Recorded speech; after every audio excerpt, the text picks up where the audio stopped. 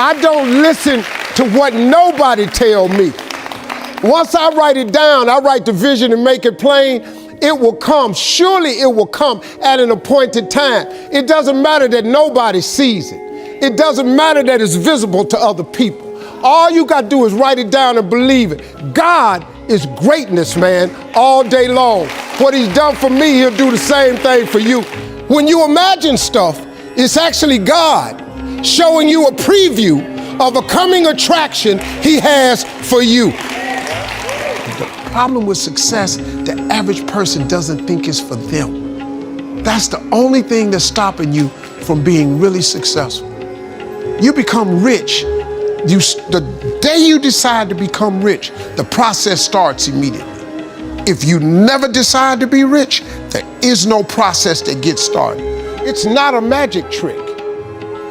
It's not God picks certain people he'll make rich and certain people he don't. He gives all of us as his children the power of choice. You have a say-so in that. You can decide to be rich, and with God's help, it's highly doable. But you first have to think it. Why do you keep imagining yourself with a second home? Because God wants you to have a second home. Why do you keep imagining yourself in a supervisory capacity on another job? Because God really wants you to have that. Why you keep dreaming of opening a business one day? That's because that's what God really got for you. And he put it in your imagination. The difference between successful people and non-successful people is here. I'm no better than none of y'all. I'm not a better person than you. I'm not a better Christian than you. God don't love me more than you. None of that. If you want to be successful, you have to change this. This has to change. The problem with your imagination, though, is you tell it to the wrong people. If you want to kill a big dream, tell it to a small-minded person. You can't, oh man. Think about this in your life. How many times have you had this really incredible idea and you took it to your family and your friends? You shared it with them and they shot it down. You know why they shot it down? Because they couldn't see it. Because God didn't put it in their imagination, he put it in yours. It was your evidence of things not seen. God created us in his image. God thought of this world. He thought of it, so he created it. So he made you just like him, that your thoughts can create things. He made you just like him.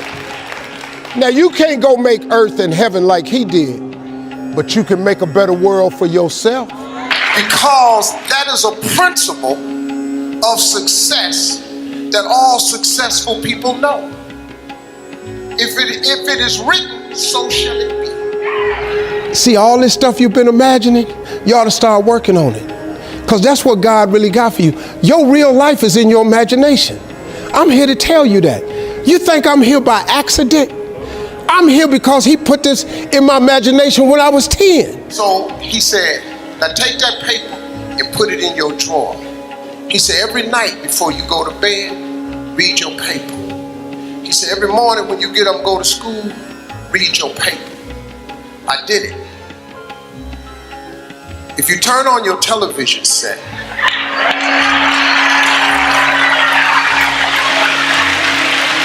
7 days a week, I'm on there somewhere. God wants every last one of you to be successful.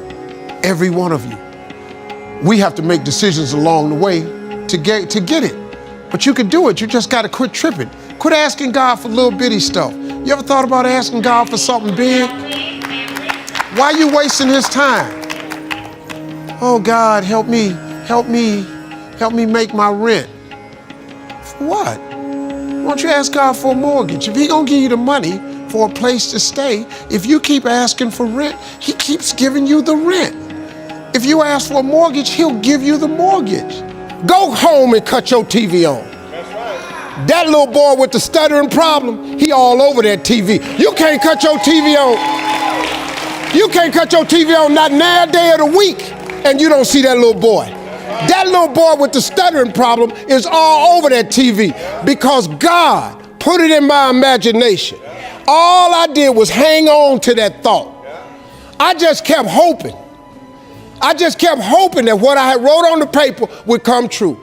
But you got to write the vision. Go home and read Habakkuk 2:2. Go home and read Bible verse Habakkuk 2:2. Read what it say. If you do that, you'll change your life. Appreciate it.